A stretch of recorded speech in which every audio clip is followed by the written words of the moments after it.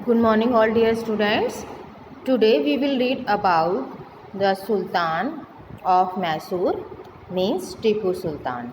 हमने last class में पढ़ लिया था कि किस तरह से जो वॉरेन हेस्टिंग्स था उस पर इम्पीचमेंट लगे यानी महाभियोग लगे और उसको भारत से बाहर निकाल दिया गया और बाद में 1795 तक उसके सारे आरोपों को खारिज कर दिया गया।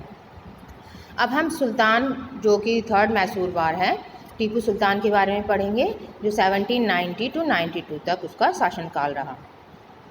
द ट्रीटी ऑफ जो मैसूर वॉर था वो 1790 to 92 तक था। थर्ड मैसूर वॉर हमने सेकेंड मैसूर वॉर पढ़ लिया था। तो अब the treaty of Mongol exhibited the military strength of Mysore. हम देखते हैं कि जो मंगोल की जो संधि हुई थी 1784 में उसने क्या किया था, मैसूर की मिलिट्री को मजबूती से प्रदर्शित किया और इंग्लिश जो मैन थे यानी जो अंग्रेज़ थे उनके कमज़ोरियों को बाहर निकाला। और इससे क्या हुआ कि जो टीपू सुल्तान थी उसकी जो स्ट्रेंथ थी, उसकी जो ताकत थी वो बढ़ गई थी। अपने पिता की तरह वो भी अंग्रेज़ों को भारत से बाहर निकालना चाहता था। उसके लिए उसने क्या किया, बदला लेने के लिए वो किससे बदला लेना चाहता था, व्रैक वेंजिनेंस निज़ाम एंड मराठा से। क्यों लेना चाहता था, क्योंकि उसने उनके फादर को धोखा दिया था जब उनके फादर को उनकी ज़रूरत थी। अब जो थर्ड मैसूर वॉर हुआ था उसके जो मेन रीज़न थे वो क्या थे कि जो टीपू सुल्तान था उसने अपनी पोजीशन को बढ़ाया, ठीक है, और ब्रिटिशों के लिए खतरा पैदा किया, यानी ब्रिटिशों के लिए वो चिंता का कारण बन गया। ब्रिटिशों के लिए चिंता का कारण बन गया, निज़ाम ऑफ हैदराबाद के लिए और मराठाओं के लिए वो चिंता का कारण बन गया क्योंकि टीपू सुल्तान ने अपनी ताकत को बढ़ा लिया था। इसके बाद क्या होता है कि जो टीपू सुल्तान था उसने फ्रांस से हेल्प ली और तुर्की से हेल्प ली और अपने जो दूत हैं वो इन कंट्रियों में भेजे, किसके लिए, हेल्प लेने के लिए। जो नेक्स्ट रीज़न है थर्ड मैसूर वॉर का वो क्या था, टीपू सुल्तान ने अपनी टेरिटरीज़ को एक्सपेंड किया अपने पड़ोसी देशों के तटों पर, जैसे कि राजा ऑफ त्रावणकोर जो कि किसके फ्रेंड थे यानी किसके साथी थे, सहयोगी थे, ब्रिटिशों के सहयोगी थे। यानी एक तरह से वो ब्रिटिशों से भी बदला ले रहा था, यानी ब्रिटिशों से ज़्यादा उसने अपनी ताकत बढ़ा ली थी।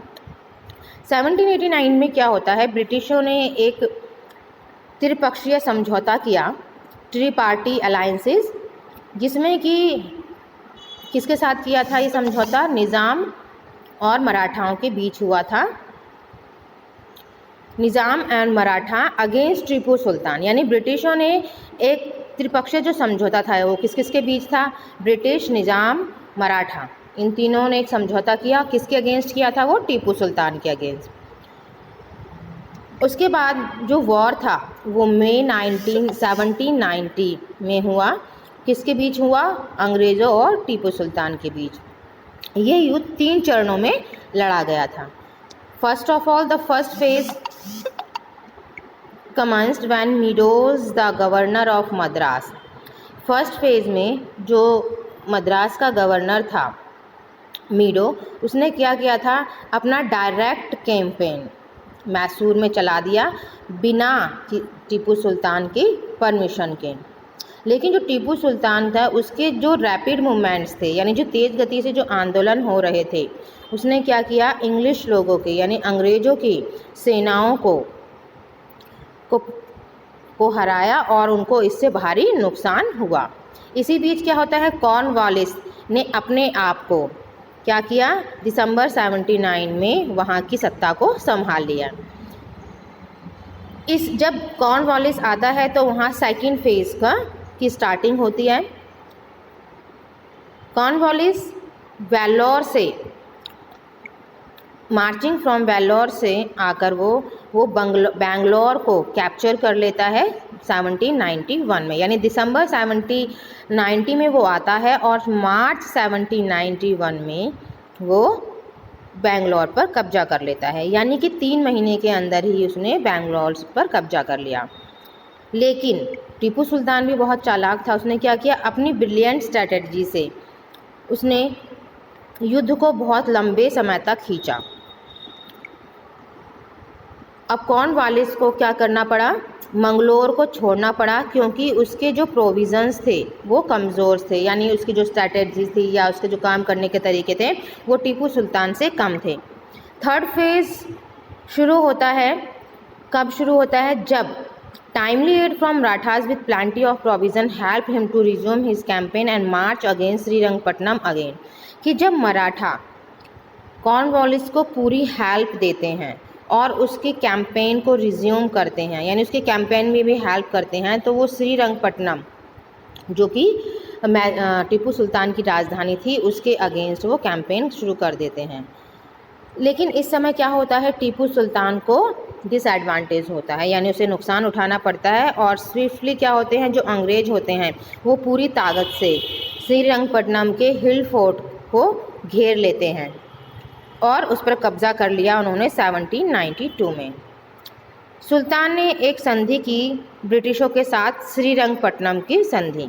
इस संधि के अकॉर्डिंग क्या था कि Tipu Sultan had to give up half of his dominion, यानी टीपू सुल्तान को अपने आधे राज्यों को छोड़ना होगा। ये उनके ट्रीटी थी, यानी समझौता थे। और सेकंड क्या शर्त थी कि उसको 3 करोड़ पे करने पड़ेंगे और अपने 2 बेटों को गुलामों के रूप में उनको सौंपना होगा अंग्रेज़ों को, यानी उसको अपने 2 बेटे बंधक बनाने होंगे, यानी अंग्रेज़ों के वो गुलाम बने रहेंगे। और दोनों साइड के जितने भी प्रिजनर इस युद्ध में बंदी हुए हैं उनको उन्होंने छोड़ दिया। ये 3 शर्तें उस पर लागू हैं। अब जो श्रीरंगपट्टनम की जो संधि हुई थी वो साउथ इंडिया की हिस्ट्री में बहुत महत्वपूर्ण है। इससे क्या हुआ, ब्रिटिशों ने मालाबार तट पर अपने बहुत बड़े क्षेत्र को सिक्योर कर लिया।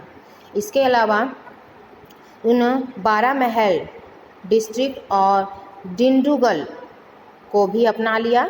और उसके बाद क्या होता है, मैसूर की जो स्ट्रेंथ थी वो तो बढ़ गई, जो स्ट्रेंथ थी वो कम हो गई, लेकिन उसने अपने आप को कमज़ोर नहीं समझा।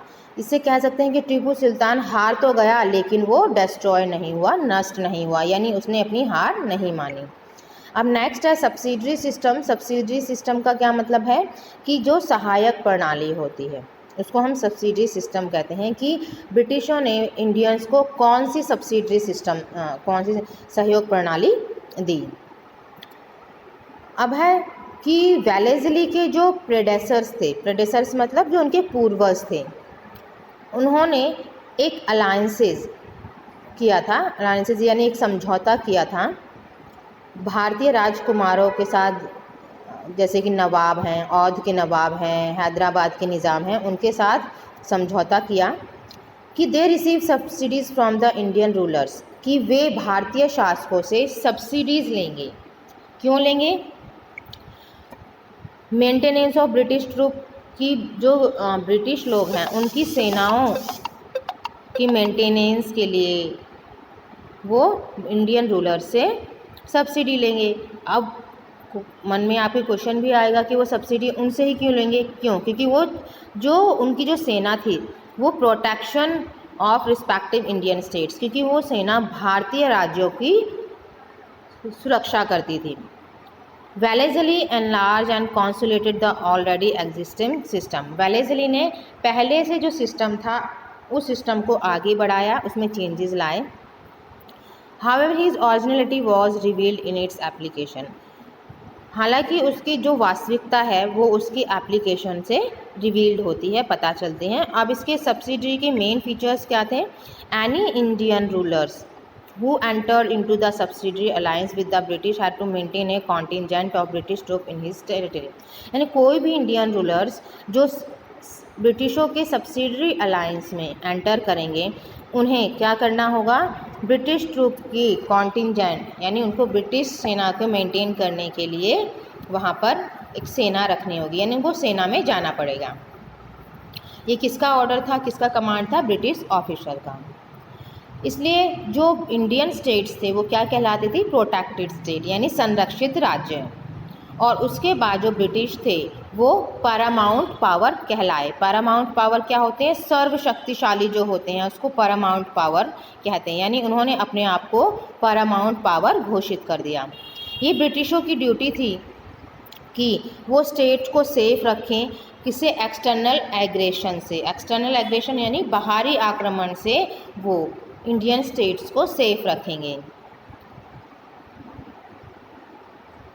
उसके बाद the protected state should give summon, लेकिन जब उन्होंने कहा कि ब्रिटिश लोग इंडियन स्टेट्स को सुरक्षित रखेंगे, लेकिन इसके बदले में उन्हें क्या चाहिए था? कुछ पैसे चाहिए था, या अपने देश के कुछ टेरिटरी, कुछ पार्ट चाहिए था। तो इस तरह से ब्रिटिशों ने सपोर्ट किया सब्सिडी देने के लिए इंडियन रूलर्स को।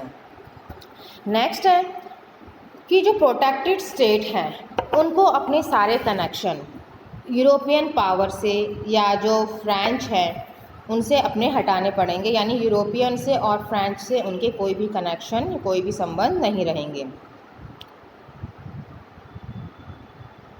यानी कोई भी स्टेट्स जो होगा वो कोई भी पॉलिटिकल कांटेक्ट नहीं रखेगा विदाउट ब्रिटिशों की परमिशन से। जो नेक्स्ट सब्सिडरी अलायंस का जो मेन फीचर है कि rulers of the protected state should keep a British resident at his court and disband his own army. जो प्रोटेक्टेड स्टेट्स के जो रूलर हैं ब्रिटिश रेजिडेंट में रहेंगे, should keep a British resident at his court and disband his own army, यानी अपनी army में British residents में वो अपने राज्य को प्रोटेक्ट करने के लिए ब्रिटिश आर्मी में रहेंगे। वो किसी भी यूरोपियन एम्प्लॉय नहीं रहेंगे, यानी यूरोपियन लोगों को कोई भी सर्विस नहीं देंगे without the section of the Paramount power. Paramount power कौन थे? ब्रिटिश थे, यानी उनकी इजाज़त के बिना वो कहीं पर नहीं जा सकते। पैरामाउंट पावर, अब जो एक और था अलायंसेस में जो समझौता हुआ था वो क्या था? पैरामाउंट पावर प्रोटेक्टेड स्टेट के किसी भी इंटरनल अफेयर में इंटरफेयर नहीं करेगी। अब बेनिफिट क्या हुआ था ब्रिटिशों को इससे? सब्सिडी सिस्टम से। Wellesley subsidy system is regarded as one of the master stroke of the British imperialism, यानी ब्रिटिश लोगों के साम्राज्य में जो सब्सिडी सिस्टम था वो एक मास्टर स्ट्रोक हुआ। मास्टर स्ट्रोक यानी सबसे बड़ी बात थी, ये महत्वपूर्ण घटना थी। इससे क्या हुआ? It increase the military strength of company. इसमें कंपनी की जो ईस्ट इंडिया कंपनी की थी वो मिलिट्री स्ट्रेंथ बढ़ी, है ना। और इससे क्या हुआ? At the expenses of protected states, military power बढ़ी ब्रिटिशों की, लेकिन जो खर्च हुआ था पैसा वो किसके खर्च पर हुआ? ये जो स्ट्रेंथ बढ़ी थी इंडियंस के, ठीक है, यानी खर्च इंडियन कर रही थी और मिलिट्री पावर ब्रिटिशों की बढ़ रही थी। The territories of the company were free from the ravages of war, thereby establish. तो उसने क्या कहा था कि जो कंपनी के जो क्षेत्र थे वो किससे? जो वार होते थे, जो युद्ध होते थे, उनसे उन्होंने अपने आप को दूर रखा। इससे क्या हुआ? ब्रिटिश पावर की जो थी स्टेबिलिटी बढ़ गई, एस्टेब्लिशिंग उनकी बढ़ गई, यानी जो पावर थी वो एक तरह से स्थायी हो गई, क्योंकि अब उनको युद्ध में कोई पार्टिसिपेट नहीं करना पड़ता है। ब्रिटिशों की जो स्ट्रेंथ थी वो इंडियन और नॉन इंडियन एनिमीज के अगेंस्ट बढ़ गई। इस सिस्टम में क्या हुआ? Expansion of British power become easy, कि जो ब्रिटिश पावर थी उस सिस्टम के अकॉर्डिंग बहुत इजी हो गई उनकी पावर बढ़ने में। इससे क्या? Wellesley diplomacy made this British the Paramount power India. तो हम कह सकते हैं कि वेलेस्ली की जो डिप्लोमेसी थी, जो षड्यंत्र था, उसने ब्रिटिश को एक सार्वभौमिक शक्ति बना दिया, यानी सर्वश्रेष्ठ शक्ति बना दिया। ओके स्टूडेंट्स, आज के लिए इतना ही। नेक्स्ट हम कल की क्लास में पढ़ेंगे। Bye everyone.